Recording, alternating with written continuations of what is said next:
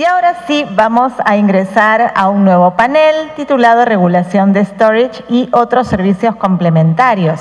Vamos a invitar al ingeniero César Butrón, al señor Daniel Pacini, al señor Víctor Paredes y a la señorita Catherine Yesken. Las invitamos a todos, por favor, a acercarse a nuestro escenario con un cálido aplauso.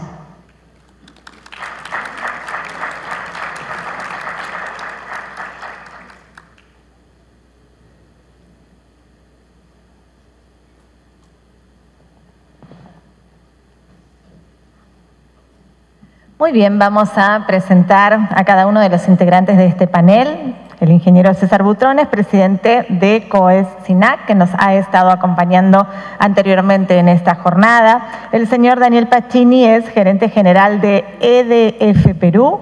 El señor Víctor Paredes es director de Power System Cluster Andino Sur de Schneider Electric. Y la señorita Catherine Yesken es asociada senior del área de energía y cambio climático del estudio Hernández y compañía. Será nuestra moderadora de la tarde. Vamos a cederle la palabra. Bienvenida. Muchas gracias. Buenas tardes con todas y todos. Antes que nada, agradecer a los miembros del panel por su presencia y también a la organización de Perú Energía por la invitación a participar y compartir algunas ideas acerca de storage y servicios complementarios, después de una brillante exposición que hemos tenido también por nuestro compañero Álvaro Pérez de AFRY Management. Y la idea en este panel es poder conversar e intercambiar ideas acerca de lo que nos falta para poder contar, como bien mencionaba Álvaro, con un gran despliegue de almacenamiento en el país. La idea es poder arrancar sobre lo básico, sobre la necesidad de almacenamiento y de servicios complementarios en el mercado peruano, para luego entrar un poco a ver cuáles han sido los retos y los beneficios de las experiencias que ya hemos tenido en el país y un poco también a partir de ello delinear cuáles son las pautas que necesitamos desarrollar para contar con una adecuada y sólida regulación acerca de almacenamiento y servicios complementarios.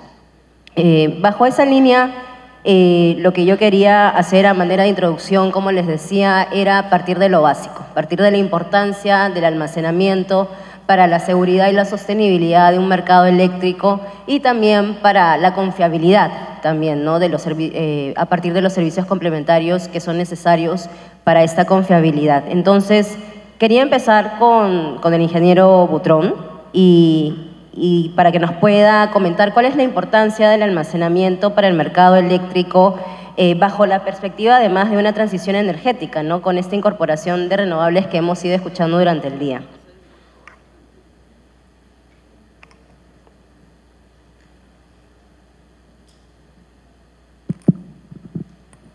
Hola. Sí, ahora sí. Bien, muchas gracias, Catherine. A ver, la transición energética para nosotros lo que significa, en concreto, es mayor irrupción de energías variables, ¿no? Sol y viento. Entonces, estas energías variables tienen que ser compensadas, esa variabilidad tiene que ser compensada en algún momento, y una de las formas para compensar esta variabilidad podría ser el almacenamiento.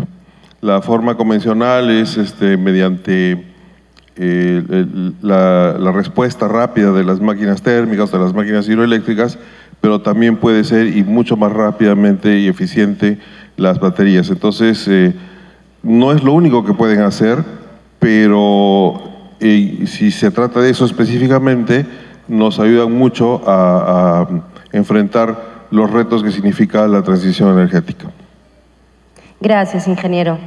Y ahora pasando un poco a la cadena ya del suministro eléctrico, Daniel, ¿cuáles serían los usos que podríamos tener respecto al sistema de almacenamiento, tanto para generación, para transmisión y eventualmente también para la distribución eléctrica? Sí, gracias, Catherine. Buenas tardes a todos. Yo quisiera describir 3 usos que me parecen importantes. El primer uso es el uso que calificaría de histórico, que es finalmente trasladar energía de hora fuera punta a hora punta. Para ilustrar eso, quisiera describir lo que pasó en Francia hace 50 años, cuando Francia desarrolló su programa nuclear. En el mismo tiempo, desarrolló un programa de construcción de centrales de bombeo y EDF construyó 6 centrales de bombeo, la más pequeña 500 megavatios, la más grande 1800 megavatios. La idea acá era mantener todas las plantas nucleares a una potencia constante y utilizar la energía durante la periodo de baja demanda para almacenar agua en altura, es decir, bombear durante la noche y durante los fines de semana, y después durante las horas punta, en los días hábiles, utilizar esta agua para complementar la energía. Y es un programa que funcionó muy bien y después de 50 años seguimos haciendo eso.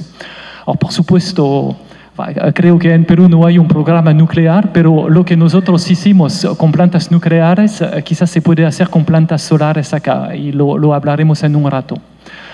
Un segundo uso es un uso de almacenamiento mucho más pequeño y tiene que ver con las plantas que participan en los servicios complementarios y especialmente en el ajuste de frecuencia. Cuando una planta participa en un ajuste de frecuencia, hay un montón de movimientos de equipamiento mecánico y eso lleva a desgaste. Entonces, hay ahora muchas plantas que agregan una batería al costado de la planta y finalmente es esta batería que va a almacenar o a restituir energía mientras la planta queda en una potencia constante, entonces no hay desgaste. Por supuesto, eso tiene su límite, que es el tamaño de la batería, pero es algo que se hace y que permite evitar desgaste y entonces ahorrar dinero. Y el tercer uso es el uso que tanto Álvaro como César mencionaron, es un uso más reciente. Es el uso que permite asegurar que no hay apagones mientras hay un ingreso masivo de energía renovable no convencional. La energía eólica, la energía solar son energías intermitentes, entonces por definición pueden bajar su potencia de manera muy rápida y entonces se necesita tener un sistema que pueda compensar estas bajadas, y el almacenamiento, baterías o sistemas de bombeo sí pueden compensar y asegurar la seguridad del sistema. Muchas gracias, Daniel. Efectivamente, creo que has expuesto muy bien los usos que tienen los sistemas de almacenamiento y creo que con eso me permite también entrar a la pregunta, Víctor, que desde el punto de vista ya de la prestación del servicio tiene mucho más alcance acerca de la sofisticación que pueden tener este tipo de tecnologías. En esa línea, quisiera preguntarte, Víctor, ¿qué tipo de tecnologías desde tu experiencia se pueden utilizar para adecuar o para mantener este sistema de almacenamiento? Bueno, buenas tardes. Muchas gracias por la invitación. La verdad que es un gustazo para mí estar acá hoy. Bueno, respondiendo a tu pregunta, Schneider Electric tiene todo un portafolio relacionado con almacenamiento de energía, pero si vamos al tema de tecnología en particular, básicamente podemos describir que son 5: electroquímica, química, los sistemas, digo, mecánica, ¿no es cierto?, térmica. Y bueno, dentro de eso es el principal, ahí ya Álvaro estuvo hablando y adelantó un par, que es electroquímico, el almacenamiento a través de baterías, lo que hoy llamamos el BESS, por ejemplo, ha tomado muchísima fuerza en los últimos años, básicamente por que se está utilizando la batería de ion litio, que ha venido disminuyendo el precio a lo largo de sus costos a lo largo de los últimos años. Entonces, la verdad que ha tomado mucha fuerza, aparte que las baterías son de buena densidad de carga, pueden ser modulares, por lo tanto podemos ampliar el almacenamiento y bueno, su carga y descarga es bastante fina, entonces bastante eficiente. Ese es uno de los que más se destacarían. Hay otro tipo de baterías también, baterías de flujo, por ejemplo, pero ya son menos utilizables. Los otros dos que yo destacaría el otro que mencionó Álvaro, por ejemplo, que es el de bombeo, las usinas inversas, está muy claro, ahí Daniel también lo acaba de mencionar. Al final esa es una batería gigante, que es un embalse de agua que funciona, una hidroeléctrica en el fondo, y lo que se hace es cada vez que tenemos exceso de generación de energía renovable, se bombea el agua del embalse inferior al embalse superior para mantener esta agua como energía potencial y después transformarla en energía eléctrica. El otro que yo destaco, que no lo nombró Álvaro, es la parte de la química, que es el hidrógeno verde.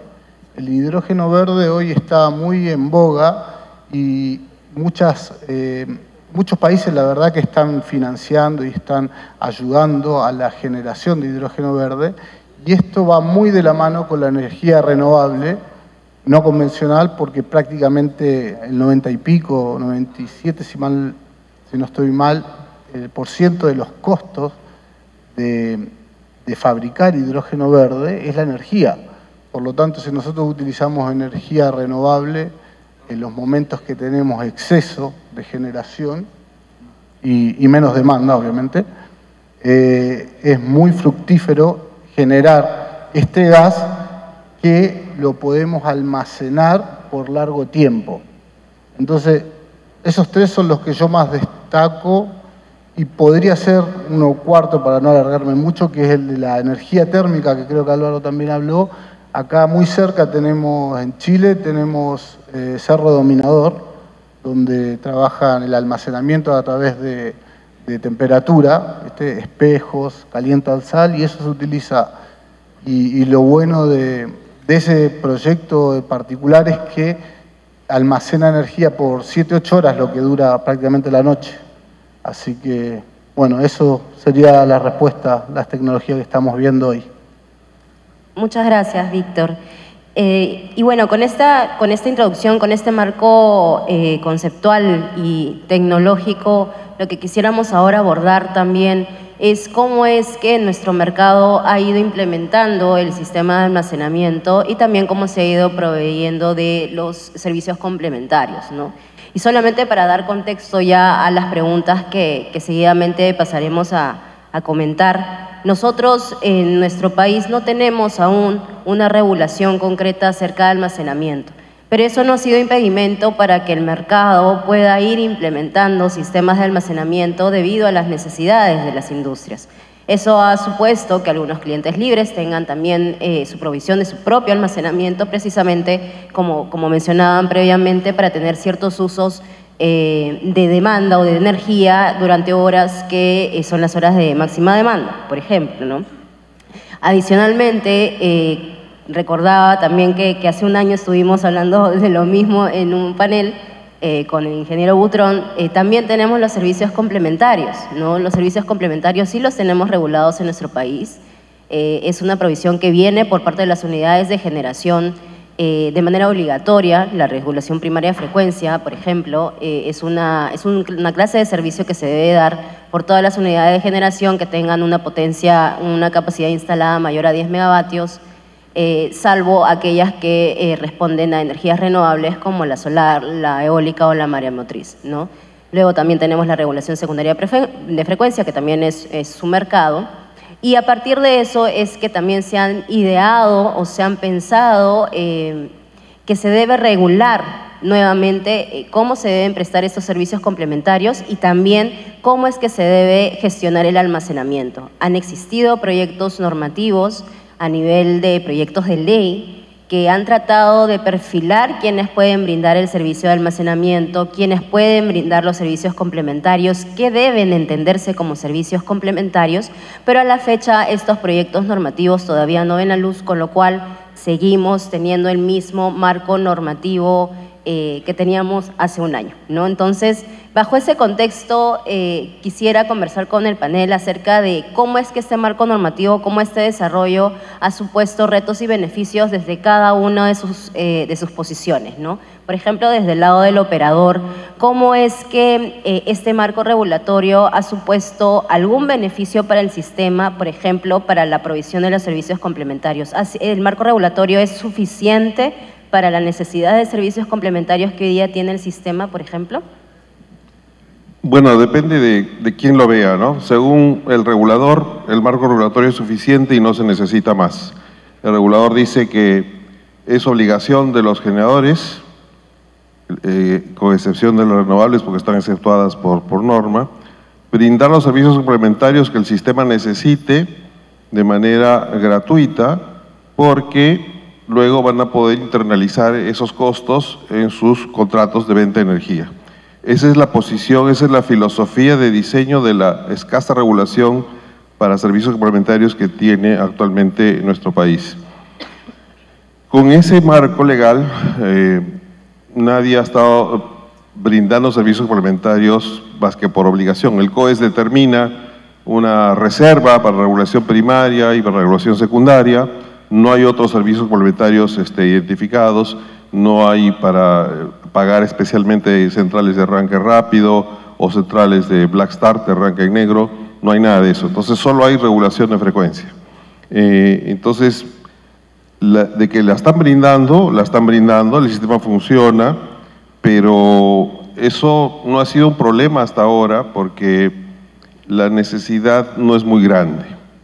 Lo que vemos nosotros es que conforme vaya incrementándose la penetración de energías variables, esa necesidad va a ir siendo cada vez mayor y entonces los costos de brindar ese servicio van a ir aumentando y ese es un tema que es el que debe resolverse, ¿no? Se debe definir, entonces hasta ahora lo que hay es eso y dentro de eso los generadores que han podido hacerlo, que lo pueden hacer, están invirtiendo en sistemas de baterías para poder brindar regulación primaria y frecuencia.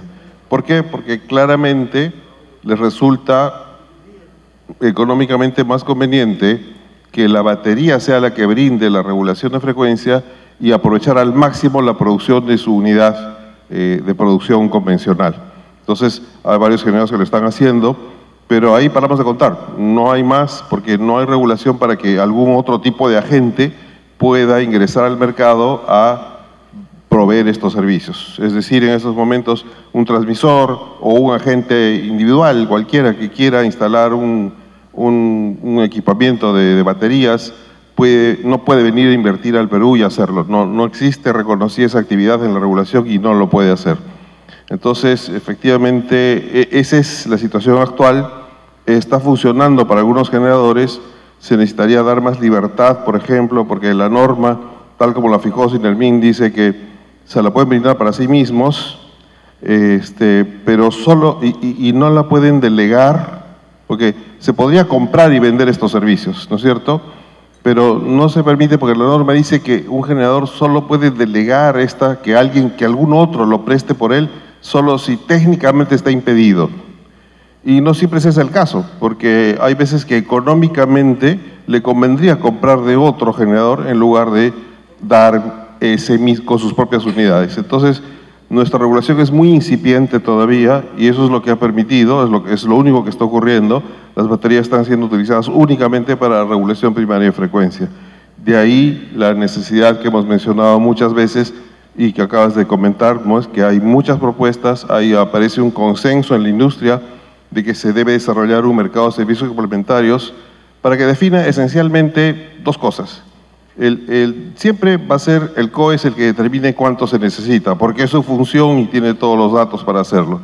Pero lo que falta definir es cuál es el precio justo por esos servicios complementarios y quién debe pagar por ellos. La nueva norma tiene que resolver esos dos conceptos. Muchas gracias, César. Bajo esa línea, entendemos que efectivamente bajo el Sistema Eléctrico Interconectado Nacional todavía tenemos algunos retos pendientes, como la posibilidad de abrir el mercado a otros agentes, no necesariamente o únicamente a los generadores. Pero veamos un poco también qué pasa, por ejemplo, en los sistemas aislados con Daniel, ¿no? Entendemos que existe una buena experiencia que se está implementando a partir del almacenamiento y a partir de ello queríamos saber qué beneficios, qué retos han encontrado en este desarrollo en sistemas aislados. Sí, nosotros en EDF estamos desarrollando con nuestro socio Novum Solar un proyecto que es en desarrollo o en construcción o en operación en varias ciudades de la selva. Vamos a poner en operación plantas solares con baterías en ciudades como Requena o Tamchiacu dentro de 3 meses. Si tomo el ejemplo de Requena, en Requena hay una demanda alrededor de 2 megavatios y estamos construyendo una planta solar de 7.5 megawatt peak con una batería de 10 megawatt horas. Con estas cifras ustedes pueden ver que la planta solar tiene una potencia mucho más grande que la demanda. Entonces vamos a utilizar esta planta solar no solamente para suministrar completamente la energía durante el día, sino también para almacenar energía por la noche. Cabe destacar que estas plantas ahora son suministradas por energía diésel. Las baterías van a tener 2 funciones. Una primera función es la función de estabilización del sistema, porque como bien lo saben, cuando hay una nube que esconde el sol, la potencia de la planta solar va a bajar y va a quedarse en más o menos 10-15% de su potencia instalada. Entonces, acá necesitamos una batería para justamente compensar esta bajada de potencia. Pero también la planta solar va a permitir almacenar energía y al atardecer la batería que hemos instalado va a estar completamente cargada. Y entonces, una vez que no hay sol, vamos a utilizar la batería para suministrar energía a la ciudad, a Requena. Son 10 megawatt hora de almacenamiento para una demanda alrededor de 2 megawatts. Entonces, como lo pueden calcular, tenemos más o menos un suministro de 5 horas. Y a partir de las 11 de la noche necesitaremos utilizar las plantas térmicas para terminar el día hasta el día siguiente, hasta las 8, cuando el sol va a volver a empezar a brillar y entonces podremos volver a utilizar la planta solar. Es un sistema que funciona bien, es un sistema de energía completamente limpio que nos permite completamente apagar la planta térmica durante el día y hasta las 11 de la noche, más o menos. Y creo que también es un gran aporte para la población, porque habitualmente las plantas térmicas son contaminantes, hacen ruido, y entonces para la población sí es un bienestar adicional. Muchas gracias, Daniel. Víctor, y también en la misma línea desde el punto de vista del cliente final, ¿no? De los usuarios libres, por ejemplo, ¿qué clase de retos y beneficios han experimentado ustedes en la implementación de sistemas de almacenamiento para los usuarios libres? Bien, yo estaría viendo 3 beneficios. El principal para el usuario final, como dijiste, podría ser la estabilidad de la red y la confiabilidad, en el fondo, porque tener un sistema de almacenamiento de energía claramente va a ayudar al usuario final a que si tenemos interrupciones en la red, por ejemplo microcortes, no se sientan. Cuando la demanda sea muy superior a lo generada, podemos entrar con el almacenamiento de energía, algo que ya hemos venido conversando. Por lo tanto, y además de la estabilización de la red en caso de caída de frecuencia. Entonces, ese beneficio yo creo que es el más importante que se lleva al usuario final, tener una red estable y confiable. Por otro lado, tenemos la eficiencia y en el fondo a través de la maximización de costo. Tal vez es para el usuario final, pero también podría ser más importante para el inversor, porque ¿qué sucede? Al tener un almacenamiento de energía, lo que nos permite es el momento que tenemos una alta generación y una baja demanda, que normalmente es cuando la tarifa es más barata, todo ese exceso de energía lo podemos almacenar, ¿no es cierto? Y cuando cambia el horario, que la tarifa es más alta, la tarifa alta que en la época de la noche, cuando todos llegamos a nuestra casa y se reúne toda la familia, todos estamos consumiendo energía. En ese momento la tarifa sabemos que sube, ¿no es cierto? La demanda es más alta, la generación es más baja y ahí nosotros tenemos ese exceso de energía que generamos a un menor costo y lo podrían vender a mejor tarifa, por ejemplo.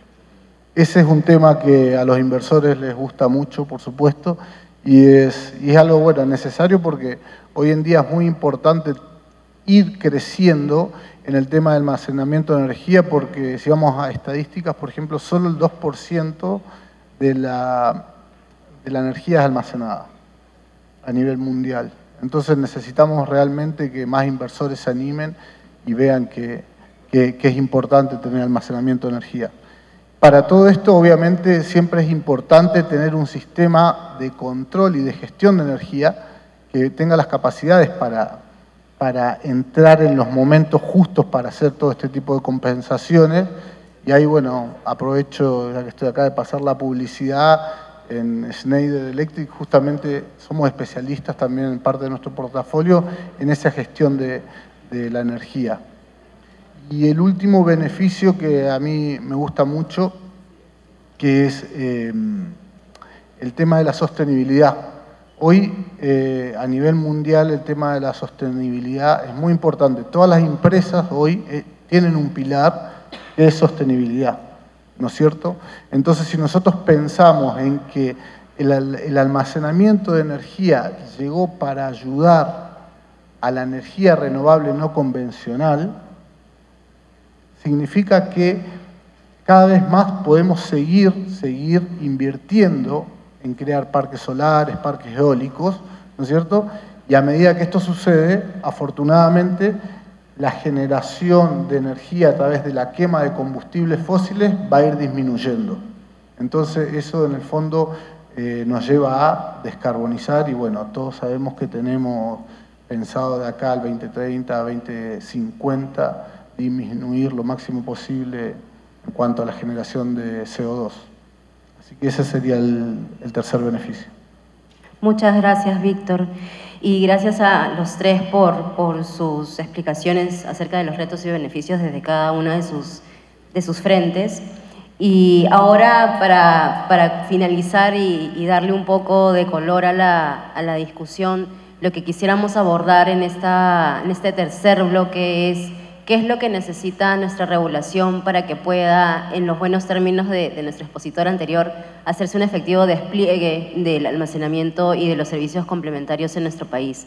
Entonces, para eso quisiera con Daniel compartir nuevamente algunas experiencias u otras experiencias que hemos tenido en la región o en otras latitudes que pueden servirnos como referencia para tomarlas y adaptarlas a nuestra realidad peruana.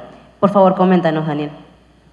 Sí, en primer lugar yo quisiera destacar el hecho que el Perú tiene una suerte inmensa por su potencial de energía renovable, 20.000 megavatios de solar potencial, 20.000 megavatios de eólico, 50.000 megawatts de hidro posible. Es una suerte inmensa y es la posibilidad de tener una matriz completamente limpia. Como lo dijimos, para utilizar la energía no convencional, la energía intermitente, sí se necesita almacenamiento. Yo creo que las baterías van a bajar, pero me parece que en Perú sí también hay una posibilidad de hacer como en muchos países del mundo ahora, es decir, hay posibilidad de desarrollar plantas de bombeo.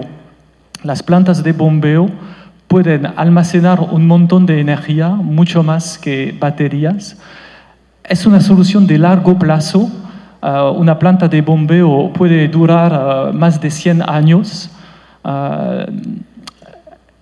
No es, quizás puede ser un poco más caro que baterías, pero finalmente lo que se hace en muchos países de Europa no es construir plantas de bombeo desde nada, sino más bien utilizar una planta hidro ya existente y adaptarla para hacer una planta de bombeo. Es decir, que cuando hay un embalse ya existente, es posible hacer otro embalse, por ejemplo el embalse inferior, y agregar a una planta existente una máquina de bombeo que va a permitir hacer esta estación de bombeo, entonces este almacenamiento. Lo bueno con este tipo de solución es que no hay problema de sequía, porque finalmente en una estación de bombeo la planta funciona en un circuito hidráulico cerrado, entonces incluso cuando no hay agua se puede volver a utilizar varias veces el mismo agua para bombear y para generar. Estamos desarrollando este tipo de planta en Francia, hay muchos proyectos en Suiza, en Inglaterra, incluso en el Medio Oriente, y otra vez en Perú hay verdaderamente este potencial de hacer plantas de bombeo, pero sí es una solución de largo plazo, necesita una regulación que permite asegurar de recuperar el capital. Pero yo creo que con el potencial eólico y solar que hay en el Perú, sí es una solución que vale la pena seguir, porque permitiría de utilizar la energía del sol y trasladarla durante la noche a finalmente un costo que pienso bastante competitivo. Muchas gracias, Daniel. Y tomando en cuenta precisamente estas soluciones de largo plazo que deberíamos tener, que me parece una experiencia fundamental, lo de las centrales de bombeo, ¿cómo podríamos implementar este tipo de tecnologías y qué elementos consideraríamos, César, indispensables en nuestra regulación para que estas soluciones de largo plazo se puedan implementar? Bueno, yo permíteme antes, tengo una opinión particular sobre las plantas de bombeo. Son todo lo buenas que Daniel dice, pero en el Perú sí es difícil, si hay una oposición terrible ahora y no nos dejan construir centrales hidroeléctricas por la oposición al almacenamiento, al reservorio. Imagínense construir otro reservorio, ¿cómo se va a poner la gente? Entonces, la factibilidad lamentablemente no parece ser tan alta. Ojalá que sí, ojalá que se pueda hacer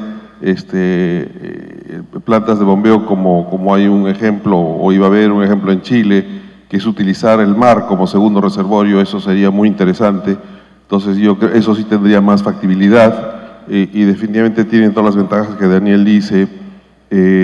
También tenemos la esperanza, aprovechando el enorme potencial solar, que mejore la tecnología de las plantas termosolares o de solares concentradas, que por ahora parece ser que tiene problemas de fiabilidad, ¿no es cierto?, de complejidad de construcción, pero eso podría mejorar en el tiempo.